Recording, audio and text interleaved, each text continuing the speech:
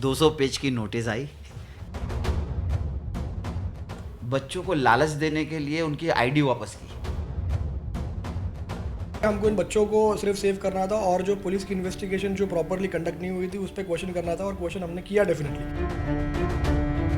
Sir सबसे पहले तो बहुत बहुत स्वागत है टेली मसाला पर। Thank you. अच्छा हर बार की तरह कुछ ना कुछ कंट्रोवर्सी होती है तभी जाकर इंटरव्यूज होते हैं, तो कुछ कहना चाहेंगे कि कौन सी नोटिस आ गई है टिकटॉक ऐप की तरफ से आप लोगों को? हाँ जी। देखिए, पहली बात तो 200 पेज की नोटिस आई। कल 4:30 बजे ये लोगों ने मुझे डिलीवर की मेरे ऑफिस में, और सुबह 11 बजे कोर्ट की डेट है। तो इन लोगों ने इस तरीके की कोशिश की थी कि हम अपीयर ना हो या हम तैयारी ना कर पाए रातों रात। लेकिन thanks to Ali Kashif and Jitesh भाई कि ये लोग ने पूरी रात बैठ के मेहनत की और सवेरे अपीयर करके फाइनली जो हमें चाहते थे, वो लोग चाहते थे कि हमारी, क्योंकि उनको पता था 15 अगस्त को हमारी लॉन्चिंग है और 14 को अगर करते तो ये लॉन्चिंग रुक जाएंगी, हमारा ब्रांड रोक काम मतलब यूज़ करने से रोक देंगे। लेकिन ऐसा कुछ हुआ नहीं। टिकटॉक वालों ने कोशिश बड़ी की थी लेकिन टिकटॉक हाउस को रोक नहीं पाए। अच्छा, कासिफ से कितने आप लोगों को हेल्प मिली है, क्योंकि वो काफी शुरुआत से ही, वो चाहे फैजू वाला मामला हो हाँ जी। या कुछ भी हो, तो शुरुआत से ही हेल्प करते नजर आए। नहीं, देखिए, कासिफ हमारे लॉयर नहीं है, लीगल टीम में नहीं है। कासिफ भाई और जितेश भाई हमारे फैमिली जैसे है, तो हम लोगों ने कंसिडर हम एक दूसरे के लिए फैमिली। काशिफ भाई ने जब फैज़ू का भी मसला लिया था तो फैज़ू ने हायर नहीं किया था, हायर मेरी तरफ से हुआ था। फैज़ू उस वक्त में लंदन था, तो हमने काशिफ भाई को कहा कि यार ऐसा वक्त है और ये मुश्किल में है, तो इस वक्त में हमें मदद की ज़रूरत है, इन लोगों को हम जितना अपनी तरफ से कर सकते हैं। तो फाइनली हमने डिसाइड किया था कि मिल के लड़ेंगे और इनको लेकर आएंगे। कासिफ, कुछ कहना चाहेंगे, कितना जी जान लगा देते हैं आप जब कोई भी इस तरह का केस आपके हाथ में आता है तो? अभी ये ऐसा हुआ कि फर्स्ट ऑफ ऑल तो अगर आप मेरी बात करेंगे तो मैं जल्दी केसेस टच नहीं करता हूँ, लेकिन और मैं सच बता रहा हूँ कि मैं इनमें से किसी को जानता भी नहीं था, क्योंकि मैं कोई प्रो टिकटॉक यूज़र नहीं हूँ या मैं इतना एंटरटेनर नहीं हूँ। तो मुझे तो पता भी नहीं था कौन है कैसे क्या। इन्होंने मुझे बोला भाई ऐसा ऐसा ऐसा हो गया मॉर्निंग में, तब तो बहुत बड़ी कंट्रोवर्सी भी नहीं थी, सिर्फ एक छोटा सा मामला आया था सामने। अब जब मैं इनसे शाम को मिला और जाके जब मुझसे मिला तो मैंने उनको लिटरली सुनाया हो, बड़बड़ किया हो कि मतलब ये ऐसा क्या है, कौन है, कि क्यों क्या करने की ज़रूरत थी। लेकिन जब मालूम पड़ा मामला तो तब पता चला कि कुछ था ही नहीं इसके अंदर, कुछ सब्सटेंस ही नहीं था कि वो एफआईआर बने। तो जैसे महमूद भाई ने बाद में बोला कि भाई संभाल लो कैसे भी करके, तो हम बहुत आउट ऑफ द वे जाके हमने मुझे याद है ये चीज़ कि अभी प्रॉब्ली 1 महीने के ऊपर हो गया इस मैटर को। तो हमने उस चीज़ से फिर क्या हुआ कि आउट ऑफ द वे जाके जितने भी मेरे मैटर्स थे पेंडिंग और जितने भी मीटिंग्स थी मैंने सब बाजू में रखवा के एंड सिर्फ इनके ऊपर फोकस करवा के रात भर ड्राफ्टिंग वगैरह करवा के एंड मॉर्निंग में रश करके सेशंस कोर्ट ने रिजेक्ट किया था। हमको पता था वो चीज़ जब मालूम पड़ी, तो हम सिर्फ उस ऑर्डर के लिए रुके थे कि ऑर्डर में रीजंस क्या आया था रिजेक्शन का। अब जब रिजेक्शन का रीज़न आया तब हम पूरे श्योर थे कि सुप्रीम कोर्ट साइटेशन के ऊपर तो सेशंस कोर्ट नहीं जा सकती, लेकिन उसके बावजूद जाने का जो रीज़न आया था और जो ऑर्डर में रीज़न आया था, हम पूरा श्योर थे कि हाई कोर्ट डेफिनेटली इनको प्रोटेक्शन देगी, बेल ग्रांट करेगी। और जैसे सोचे थे वैसे ही हुआ। हम बॉम्बे हाई कोर्ट गए, बॉम्बे हाई कोर्ट में एप्लीकेशन डाला, एप्लीकेशन डालते ही सेकंड डे पे मैटर आया। मैटर आने के बाद इनको इंटरिम प्रोटेक्शन मिल गई फ्रॉम अरेस्ट एंड जो भी इन्वेस्टिगेशन वगैरह जो अटेंडेंस लगाने के लिए पुलिस स्टेशन में बोला वो सब भी प्रॉपरली सब हो गया। तो बस यही बोलना चाहूँगा कि एक एडवोकेट होने के नाते रिस्पॉन्सिबिलिटी यही होती है कि कोई अगर आपके हाथ में कोई चीज़ आई है तो आपको आउट ऑफ द वे जाना ही पड़ेगा, क्योंकि आप अगर रिस्पॉन्सिबिलिटी लिए हो उस चीज़ की तो आपको अपना 100% भी देना पड़ेगा। एंड आई एम हैप्पी कि हमारी मेहनत जो है वो काम आई और ये चीज़ प्रूव हुई कि इसमें कोई सब्सटेंस वगैरह नहीं था। और जो कुछ भी है नेक्स्ट डेट इसकी 21 अगस्त की है। अब रही बात ये जो नया एक एप्लीकेशन इनके ऊपर जो महमूद भाई के ऊपर फाइल हो गया, अब ये फाइल होने का क्या रीज़न था ये टिकटॉक के ओनर्स खुद बराबर जानते हैं, क्योंकि महमूद भाई ने जैसे बताया था काफ़ी जगह पे कि हम लोगों ने एक वीडियो बनाया था, महमूद भाई ने मैंने, जहाँ पे हम बोल रहे थे कि अगर इन बच्चों की टिकटॉक की आईडीज़ वापस अगर नहीं आएगी तो हम टिकटॉक के ऊपर लीगल एक्शन लेंगे। अब ये लीगल एक्शन लेने की वजह से और काफ़ी नेगेटिव बातें करने की वजह से टिकटॉक के ऊपर कि टिकटॉक के ओनर्स को रिस्पॉन्सिबल रखो, ये एफआईआर में टिकटॉक के ओनर्स का भी नाम डालो, जिसका ऑडियो था उसका भी नाम डालो, तो इनको काफ़ी फ़ोन्स आने लग गए थे कि आप ऐसा मत बोलो, हमारी वैसे भी काफ़ी कंट्रोवर्सी में थे हम शुरू से, आप बोल के और कंट्रोवर्सी में लेके आ रहे हो। लेकिन हमारा कंसर्न ये था कि हमको इन बच्चों को सिर्फ सेव करना था, और जो पुलिस की इन्वेस्टिगेशन जो प्रॉपरली कंडक्ट नहीं हुई थी उस पर क्वेश्चन करना था, और क्वेश्चन हमने किया डेफिनेटली। अब उसका नतीजा ये हुआ कि इन लोगों ने ये एप्लीकेशन फाइल कर दिया। अब सबसे बड़ी बात ये है कि एप्लीकेशन में ये लोग बोलते हैं कि इनको 9 अगस्त को लीगल नोटिस भेजे थे इन लोगों ने, ऐसा ये टिकटॉक के ओनर्स का क्लेम है, जबकि इसमें कोई प्रूफ ही नहीं है और कोई डिलीवरी डिस्पैच वगैरह का कोई प्रूफ नहीं है, कोई ट्रैकिंग रिपोर्ट भी नहीं है जो ये दिखा सके कि इनको नोटिस डिलीवरी हुई थी। और ये जानबूझ के इन लोगों ने किया ताकि ये 15 अगस्त को लॉन्च जो करने वाले वो लॉन्च रुकवाने के लिए एक दिन पहले केस फाइल कर दिया, और कोर्ट में ये बोला, हाई कोर्ट में, कि हमने नोटिस भेजा था। तो हमने वो ऑब्जेक्ट भी किया, हमने ये भी बोला कि ये लोग कोर्ट में आके झूठ बोल रहे हैं, they are lying on oath, and perjury attract करता है ये, which is punishable and it's a crime, it's official crime. और ये लोग की इतनी ऑडासिटी है कि ये लोग हाई कोर्ट में आके ये चीज़ बोल रहे हैं, तो इस चीज़ को भी बहुत हम आगे लेके जाएंगे कि कोर्ट में झूठ बोला इन लोगों ने। और जो भी उनका पर्सनल वेंडेटा था वो सक्सेसफुल तो हुआ नहीं, क्योंकि लॉन्च इनकी कल होगी डेफिनेटली। सिर्फ इतना है कि टिकटॉक हाउस से नहीं होगी, टिकटॉक हाउस हमको वर्ड यूज़ करना भी नहीं था। इन लोगों ने सिर्फ एक कोर्ट का टाइम वेस्ट करने के लिए और इनको हरास करने के लिए, इनका सक्सेस रोकने के लिए कोशिश की थी, जो वो लोग कामयाब नहीं हुए। ओके लेकिन महमूद सर, ऐसा कुछ सोचा था आपने जब आपके जहन में आया होगा कि टिकटॉक हाउस करके रियलिटी शो लेकर आएंगे, तो तब उस वक्त ऐसा कुछ जहन में आया था कि क्या कल को कभी कोई कॉपीराइट का इशू या ऐसा कुछ हो सकता है? नहीं, देखिए, कॉपीराइट का मैं भी इतने साल से फिल्म लाइन में हूँ, मैंने भी फिल्में बनाई हैं, डिस्ट्रीब्यूट की है, तो मुझे भी आईपीआर का नॉलेज है कि क्या होना है। ये जो टिकटॉक हाउस है ये हमारा ब्रांड नेम था ही नहीं from day one. TikTok house जब ऑडियंस जुड़ी, जब ये फैज़ू का मसला खड़ा हुआ, तो लोगों ने कहा कि टिकटॉक वाला फैज़ू टिकटॉक हाउस में आ रहा है, जैसे बिग बॉस हाउस है वैसा टिकटॉक हाउस। तो ये नाम ऑडियंस से आया था, पब्लिक से आया था, उनके फैंस से आया था, और हमने उसी नाम पर जब हमें बात करते करते हमने भी कहना शुरू किया कि हाँ टिकटॉक हाउस में, टिकटॉक हाउस में, तो ये ब्रांड। लेकिन जो हमारा हाउस का नाम है वो टिकटॉक था ही नहीं, क्योंकि हम भी इतने बड़े बेवकूफ़ नहीं है कि इतना बड़ा खर्च हम करें और उनकी कंपनी को फ़ायदा पहुंचाए। वो ऐसा लगता था जैसे वो हमारे ब्रांड प्रमोट कर रहे हैं हम उनका, तो ऐसा कोई था नहीं ये। और दूसरा, हमने ये कोर्ट में कहा ना, हुआ ये था असल, थोड़ा सा सिलसिला ये था कि जब हमने चैलेंज किए थे कि हम टिकटॉक को रहने नहीं देंगे हिंदुस्तान में अगर इनके आईडी वापस नहीं आई, तो वो लोगों ने पहले ही कोशिश की कि टीम 07 हमारे प्रोग्राम में ना आए, हमारे शो में टीम 07 ना आए। तो जब टीम 07 से बगावत हुई और अदनान ने कहा कि नहीं मैं आ रहा हूँ, और फैज़ू ने भी हमारे पास आके बाइट्स दी, एग्रीमेंट साइन किए सारी, जब उनको रोक नहीं सके तो ये लोगों ने 7 तारीख को बच्चों को लालच देने के लिए उनकी आईडी वापस की 11 बजे रात में, और नेक्स्ट डे शाम को 5:30-6 बजे वापस पूरी आईडी उड़ा दी, और इस बार पूरे वीडियो के साथ उड़ा दी। तो सारे के सारे बच्चे परेशान हुए, और फैज़ू ने 8 तारीख को एक वीडियो किया अपने उस पर कि मैं कोई रियलिटी शो नहीं कर रहा हूँ और मेरी आईडी जल्दी मिल जाएंगी। तो हमारे समझ में आ गया था कि ये बोल ये रहा है लेकिन इसके पीछे दिमाग किसी और का चल रहा है, और दे वांट कि अगर ये पार्टिसिपेट नहीं करता है तो हम इसकी आईडी वापस कर देंगे और बगैर फैज़ू के ये शो नहीं होगा। लेकिन मेरा रिएक्शन था कि नहीं, सूरज के डूबने से अंधेरा नहीं होता, शो मस्ट गो ऑन। चाहे फैज़ू नहीं रहेगा तो फैज़ू की जगह पर हम उसी कैटेगरी के, उसी लेवल के इन्फ्लुएंसर्स को लेकर आके इस शो में लेकर आएंगे।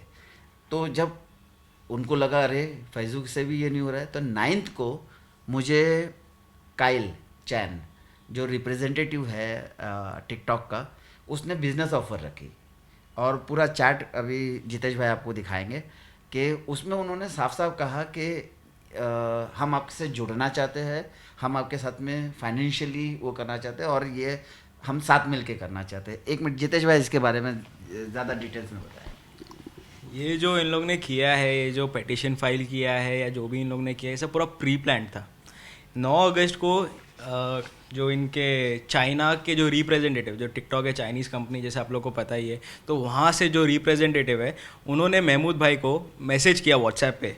अगर आपको देखना चाहे तो ये आप एक बार देख सकते हैं, मैं आप लोग के लिए पढ़ भी दूंगा, पर एक बार आप लोग को देखना है तो इसमें वो लिखते हैं, hi are you doing TikTok house. तो महमूद भाई ने लिखा हाँ हम लोग टिकटॉक हाउस कर रहे हैं। तो वो पूछते हैं टिकटॉक हाउस की क्या चीज़ के बारे में, और हम लोग उसको पार्टिसिपेट करना चाहते हैं। तो महमूद भाई ने बताया कि ये रियलिटी शो है, और उसमें उन्होंने पूछा कि क्या सारे टिकटॉक स्टार्स जो हैं वो आपके रियलिटी शो में आ रहे हैं, क्या ये टिकटॉक हाउस में आ रहे हैं, पार्टिसिपेट कर रहे हैं? तो उन्होंने बोला हाँ, इसमें सब लोग पार्टिसिपेशन कर रहे हैं। तो उन लोग ने ये भी बोला कि हम लोग को कितना पैसा देना है, क्या कर सकते हैं हम लोग इसमें जुड़ने के लिए। पर जैसे महमूद भाई ने बोला कि आप लोगों को कुछ पैसे देने की ज़रूरत नहीं, तो उनको समझ में आ गया कि इनको ना पार्टिसिपेशन मिलने वाला है, ना उनका कुछ इसमें रोल होने वाला है। और दूसरी बात, जो पेटिशन है उसमें लिखा है कि 9 अगस्त को ही हमको नोटिस भेजी गई है। अगर उन लोग ने 9 अगस्त को एक्चुअल में नोटिस भेजी होती तो 9 अगस्त को चैट में नहीं बोलते कि हमने आपको नोटिस भेजी है, इसमें तो किधर भी नहीं बोला है। तो उनका पहले से ही था, पहले कोशिश करेंगे पैसे से ख़रीदने की, अगर नहीं खरीद पाए तो फिर बाद में कोर्ट में आके झूठ बोलेंगे। 13 तारीख को उन लोग ने पेटिशन फाइल किया है। हम लोग को रात को 12 बजे ये पेटिशन मिला, रात भर बैठ के हम लोग ने पूरा इसकी तैयारी की। आज मैटर था सुबह 11 बजे, सारे कंटेंशंस हमने रखे कि उन लोग ने क्या क्या कैसे कैसे किया है, क्या उन लोग के कंटेंशंस है, क्यों उन लोग पूरा ख़रीदने की कोशिश करें, नहीं कर पाए, तो आखिर में उन लोग ने ये फाइल किया। अगर वो टाइम पे अगर उनका एक्चुअल में होता कि हम लोग को आपने अब ये टिकटॉक हाउस कैसे यूज़ कर रहे हो, तो तभी उन लोग ये एलिगेशंस उठाते, ना कि उन लोग ने वो कोई एलिगेशंस उठाया। बस उन लोग का ये था कि आप हम लोग को कैसे इसमें पार्टिसिपेट हम लोग कर सकते हैं, हम लोग को कैसे इसमें घुसाना है, पर वो हो नहीं पाया। तो इन लोग ने ये सूट फाइल किया, और सूट भी इसके लिए फ़ाइल किया था कि इनका शो रुका पाए, पर उसमें भी कामयाब ना हो पाए। जब डॉन को कोई नहीं रोक पाया तो अब कौन रुक पाएगा? तो उसमें भी उनको कुछ मिल नहीं पाया, ना इनका शो रुका, ना ऐसा कोई ऑर्डर पास हुआ। टिकटॉक हाउस हम लोग वैसे भी नहीं यूज़ करने वाले थे, पब्लिक ने नाम दिया था, हम लोग तो नाम बाद में रिवील करने वाले थे, तो जज ने सब हमारे फेवर में ऑर्डर दिया है। दूसरी बात ये है कि टिकटॉक हाउस नाम जो चल रहा पिछले 2.5-3 महीने से चल रहा था पब्लिक में, तो अगर ऑब्जेक्शन आता किसी भी कंपनी का, अगर मेरे ब्रांड के साथ कोई छेड़छाड़ कर रहा है तो मैं इमीडिएटली रिएक्ट करता है, यार why you are using my name, please stop. बिल्कुल उनको पता था कि 15 अगस्त की हमारी तैयारी है लॉन्च की, और 14 को वो आके हमारे सामने खड़े होते, तो इंटेंशन क्लियर था कि लास्ट मोमेंट का, और सुप्रीम कोर्ट का जजमेंट है फिल्मों को लेकर, जो लास्ट मिनट फिल्मों के लिए रोकने के लिए जाते थे, तो सुप्रीम कोर्ट ने कहा स्टॉप दिस नॉनसेंस। जब भी कोई फिल्म रिलीज़ होती है लास्ट मोमेंट पे आके खड़े होकर सुप्रीम कोर्ट में आके खड़े हो जाते हैं कि इसके ऊपर स्टे दे दो, तो सुप्रीम कोर्ट ने स्ट्रेट अवे मना कर दिया था कि इस तरीके से कोई चीज़ होगी। जब फिल्में बनती है, जहाँ से नाम शुरू होता है, वहाँ से लेकर आप 1.5-2 साल सोते हो, और लास्ट मिनट पे रिलीज़ वाले वीक आके मंडे ट्यूसडे खड़े हो जाते पिक्चर पे स्टे ले लो। तो सेम चीज़ उन लोगों ने इस ऐप पे आजमाने की कोशिश की थी। अनफॉर्चुनेटली वो अपने कामयाब नहीं हो पाए, और हमने भी ये चीज़ रखी उनके जज साहब के सामने कि हमने ये ब्रांड को यूज़ करने की कोशिश ना की थी, और ना हमारा इंटेंशन है, क्योंकि ऑफिशियली अनाउंस भी नहीं किया था हमने कि हमारा कोई टिकटॉक हाउस नाम से कोई ब्रांड आ रहा है। तो हमने कभी इस चीज़ को, और जज साहब ने अप्रिशिएट किया। आई एम थैंक्सफुल टू जज साहब कि उन्होंने इस चीज़ को बिल्कुल आसानी से समझा और इमीडिएटली रिएक्ट करके हमें रिलीफ दे दिया। अच्छा, लेकिन इसी के साथ साथ आप लोगों की जो लॉन्चिंग की डेट है वो अब postpone नहीं, मुझे क्या, हाँ चीज़ें देखिए क्या था कि कुछ चीज़ें होती है, जैसे उन्होंने कहा हम, क्योंकि बच्चे सारे टिकटॉक से जुड़े हुए, तो कहीं ना कहीं हम टिकटॉकर्स और टिकटॉक से रिलेटेड चीज़ें हमारे प्रमोशन में लिखी गई थी या की गई थी, तो उसमें 1-2 दिन का क्रिएटिव हमको थोड़ा सा वो होगा, बाकी हम मजबूती से आएंगे और मजबूती से करें। तो कुछ डिटेलिंग अगर देना चाहे कि कब लॉन्च कर रहे हैं और फैजू हिस्सा होंगे या नहीं, क्योंकि उनकी फैन फॉलोइंग हाँ जी, बिल्कुल करेक्ट है, और अप्रिशिएट है इस बात की कि इतने बड़ी फैन बेस उन्होंने अपनी मेहनत से बनाई है। तो लेकिन जो पहले दिन से हम कह रहे थे कि जो रेड कारपेट होगा उसमें सारे नाम लेकर आएंगे हम, और इसी लेवल के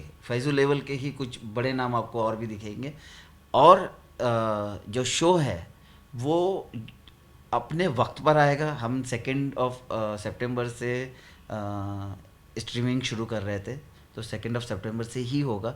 रेड कारपेट के लिए अभी 15 अगस्त की जगह पे हमारी जो नई डेट है वो जल्दी अनाउंस कर लेंगे, और within 2-3 days we will announce that. अच्छा, काफी सारे कंटेस्टेंट के नाम भी रिवील हुए, एक्सपेक्टेड कंटेस्टेंट, तो उनमें कितनी सच्चाई है? क्या सच में, क्योंकि आमिर ने खुद ये चीज कोट की है, कंफर्म किया है, तो क्या वही कंटेस्टेंट? नहीं, देखिए ऐसा है कि हमने एज एन बिजनेसमैन हम इतने सालों से है, तो हमें एक बबल्स पहले फोड़ने होते हैं कि ऐसा कुछ होने वाला है, ऐसा होगा इस तरीके से, तो लोग एक्सपेक्टेशंस बनती है शो की।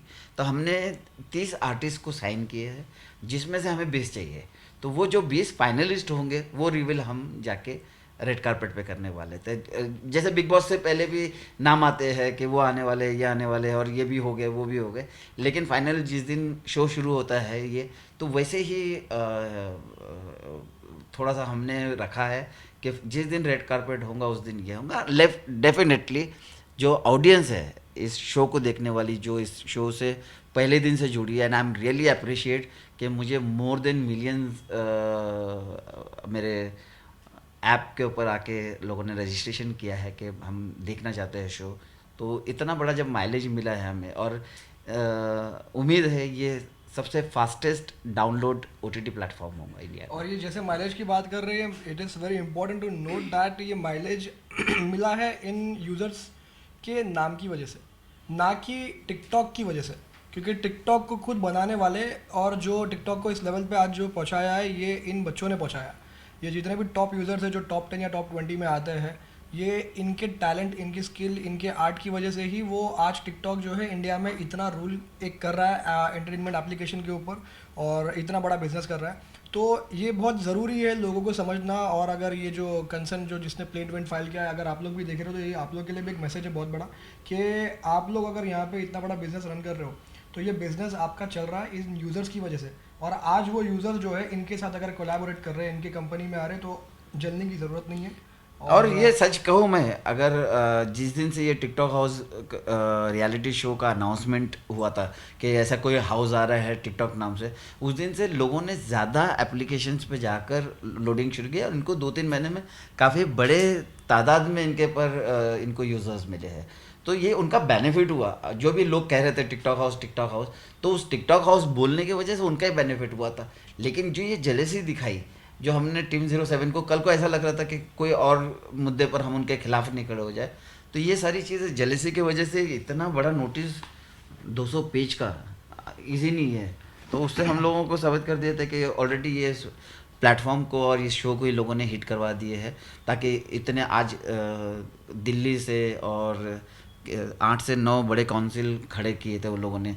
तो इससे बड़ा कि ये शो कुछ बड़ा होने वाला है और बड़ा हंगामा होने वाला है। और एक बहुत ज़रूरी चीज़ है, मैं बोलना चाहूँगा कि जो इन लोगों ने इतनी मेहनत करके जो इतना ड्राफ्ट तैयार किया है, ये आप लोगों ने हमारा ही काम इजी कर दिया। Thank you so much for that, because हम लोग बहुत टाइम से प्लान कर रहे थे लीगल एक्शन लेना है आप लोग के ऊपर।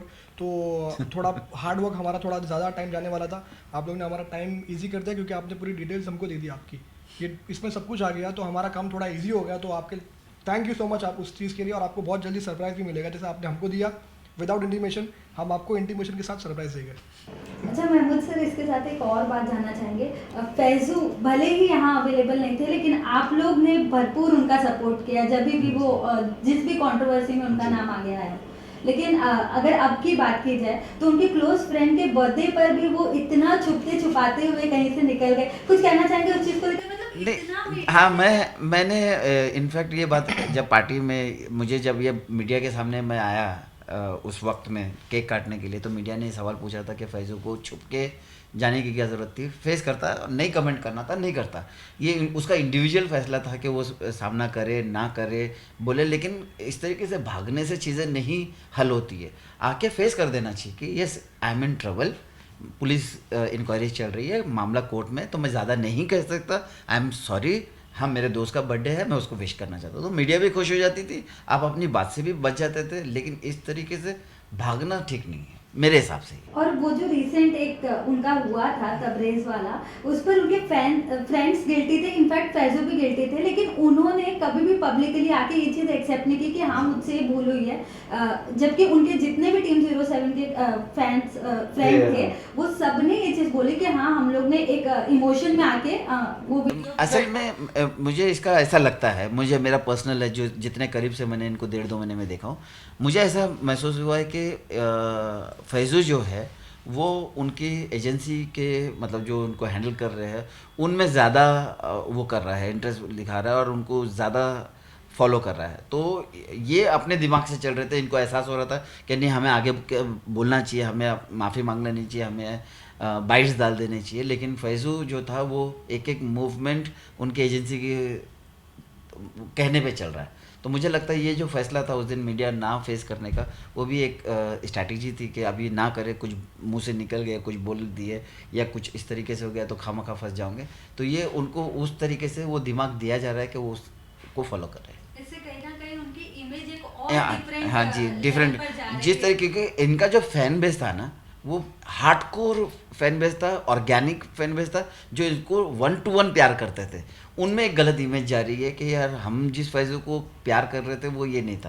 क्योंकि कहीं हमें भी सोशल मीडिया पे मैसेजेस आते कि क्या टीम 07 टूट गई है, क्या टीम 07 अलग हो गई है, क्यों अभी ये साथ में नज़र नहीं आते। ईद गई तो ईद पे हर साल ये लोग मिल के फ़ोटोज़ डालते थे, ये इस बार ये लोगों के इंडिविजुअल्स फ़ोटोज़ आए। तो ये ऐसे सवाल हमारे पास भी थे यार, लेकिन ये सच कहो कि उनका इंडिविजुअल है कि वो रखना चाहे नहीं रखना चाहे, आगे बढ़ना चाहे नहीं। लेकिन जहाँ तक मीडिया की बात आती है, आप बनते हो, अभी काशिफ भाई ने थोड़ी देर पहले एक इंटरव्यू में कहा था कि अभी हम कैमरे के सामने रह के कुछ कह रहे हैं, तो वो लोग भी बच्चे जो है वो टिकटॉक में फ़ोन कैमरे के ज़रिए, एक ऐप के ज़रिए ही आगे बढ़े। तो उनको उस कैमरे से डरना नहीं चाहिए, उनको आगे आके फेस करना चाहिए। यस, ये हुआ था और ये हमसे गलती हुई थी, या ऐसा हमारा इंटेंशन नहीं था, अनजाने में हो गया। जो भी उनकी बात थी, अगर मीडिया तक रखते तो मीडिया इस तरीके से रिएक्ट नहीं करती। ओके काशिफ, आपसे भी एक सवाल जानना चाहूँगी। जब आपकी वीडियोस यूट्यूब पर अपलोड होती है तो काफ़ी सारे कमेंट्स जो है वो इस तरह के आते हैं कि आप काफ़ी हैंडसम दिखते हैं और काफ़ी प्यारे दिखते हैं और आपको भी एक्टिंग में और टिकटॉक पर ये सब बनाना चाहिए। तो कुछ कहना चाहेंगे? एक्टिंग, मेरे एक्टिंग के बारे में आप क्या बोलेंगे? नहीं, वैसे तो ये चाइल्ड आर्टिस्ट थे, इन्होंने एक चाइल्ड एक्टर के हिसाब से काफ़ी बड़े उसमें काम किया है। एड सीरियल्स मैंने सब कर चुका हूँ एंड वो सब करने के it's like done and dusted. उसके बाद मैं अब ये फील्ड में हूँ and I am happy. And कल बहुत सी बड़ी चीज़ हुई है, मैंने कल पॉलिटिक्स भी ज्वाइन किया हूँ and I am officially a part of Republican Sena which is headed by mister Prakash Ambedkar. तो उसका मैं मुंबई प्रेसिडेंट हूँ नॉर्थ वेस्ट रीजन का। तो I am happy with this thing. और एक्टिंग मेरे साथ एक्टिंग तो करवा लेंगे, ये डेफिनेटली एक सरप्राइज पैकेज में आएंगे आप लोगों के सामने। एंड जितने भी वो फैंस हैं, जितने भी लोग कमेंट्स कर रहे हैं, आई एम थैंकफुल कि आप लोग इतना प्यार, इतनी मोहब्बत दिखा रहे हो। क्योंकि काफ़ी कमेंट्स मैंने खुद ने रीड किया था और काफ़ी लोग मुझे उस चीज़ से चिढ़ा भी रहे थे कि आप ज़रा आके कुछ कमेंट कर दो। लेकिन मैं सच बता रहा हूँ कि मेरा सोशल मीडिया इतना मैसेज से भरा पड़ा हुआ है कि मैं सिर्फ अगर ओपन करता मेरी बैटरी लो हो जाती है। तो वो चीज़ मैं आप सबको थैंकफुल रहूँगा कि आप लोग इतना प्यार मोहब्बत जो दिखा रहे हो वो आप लोग ऐसे ही आगे बढ़ते रहिए, हम भी ऐसे आगे बढ़ते रहेंगे। और एक मैसेज देना चाहूँगा, एक यूथ को मैं मैसेज देना चाहूँगा कि ये टिकटॉक वीडियोस बनाना आप बंद कर दीजिए, पढ़ाई पे ध्यान दीजिए, आगे बढ़िए। टिकटॉक में लोग बर्बाद हो रहे हैं एंड कितने लोगों की लाइफ जा रही है और डेली कोई ना कोई इंसिडेंट मीडिया में आ रहा है। कोई नदी में कूद गया, कोई कहीं से कूद गया, कोई किसने किसको मार दिया, कोई मर्डर का भी आया था ना बीच में अभी, किसने कोई किसकी कुछ मर्डर कर दिया, कुछ तो भी डेली कुछ ना कुछ आ रहा है। और जैसे मैंने बताया कि ये जो आप लोग ने दिया है, ये हमारा काम इजी कर दिया कि आप लोग के लिए जो अच्छा सरप्राइज आएगा वो इसी चीज़ के रिगार्डिंग आने वाला है। तो बस अभी हम अपने बैक टू वर्क एक्शन में आने वाले, तो अब देखते हैं कैसे क्या करना है। लास्टली कुछ कहना चाहेंगे आप तीनों की तरफ से? कुछ कहना चाहेंगे कि ये चीज़ से तो आप लोग बाहर आ चुके हैं, ये जो नोटिस आया था उससे बाहर आ चुके हैं, बट फैंस के लिए कितना एक्साइटिंग होने वाला है अब जो जल्दी ही लॉन्च होगा वो? पहले टेली मसाला के सारे व्यूवर्स को मैं ये कहना चाहूँगा कि थैंक यू वेरी मच। आप लोग अपने इस चैनल के ज़रिए हमारे तक बातें पहुँचाते हो कि ये शो कैसा होना चाहिए, क्या होना चाहिए। कई मैसेजेस हमने कमेंट्स में पढ़े हैं। और दूसरा, ये शो आप लोगों के लिए इंकरेजमेंट लेकर आएगा। कैसे एक गैजेट जो मोबाइल है उसका मिसयूज़ करते थे पहले हम, छोटे छोटे वीडियोस बना के डांस करके, तो लोगों को समझ में नहीं आता था। लेकिन इससे टैलेंट बाहर आ रहा है, तो अपने टैलेंट के लिए इसका इस्तेमाल कीजिए। और सच कह रहा हूँ, दुनिया बहुत भरी पड़ी है टैलेंट से। जितना टैलेंट बाहर आएगा ये मुल्क की उतनी तरक्की होगी। इस मुल्क की तरक्की के लिए कल 15 अगस्त है, अभी से मैं आप लोगों को उसकी मुबारकबाद दूंगा और कहूँगा कि अपने टैलेंट को बाहर लाने के लिए अगर इस मोबाइल का इस्तेमाल करते तो मोस्ट वेलकम। हम लोग इस टैलेंट की खोज में हैं, जहाँ भी हमें टैलेंट दिखाई देगा हम उसको लेकर आके एक अच्छा प्लेटफॉर्म देने की कोशिश करेंगे।